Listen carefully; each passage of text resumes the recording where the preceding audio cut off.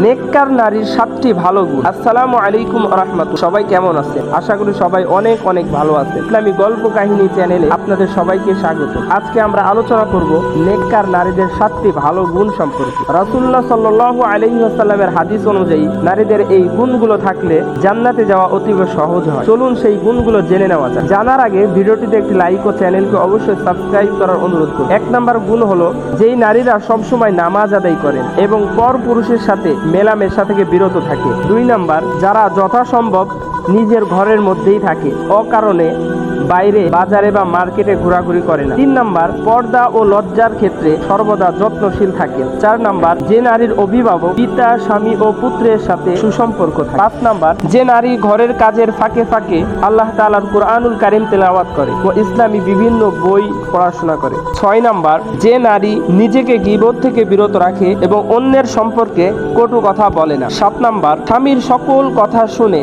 ও সন্তানের ঠিকঠাক যত্ন নেয়। ভিডিওটি ভালো লাগলে চ্যানেলকে অবশ্যই সাবস্ক্রাইব করতে কখনোই ভুলবেন না।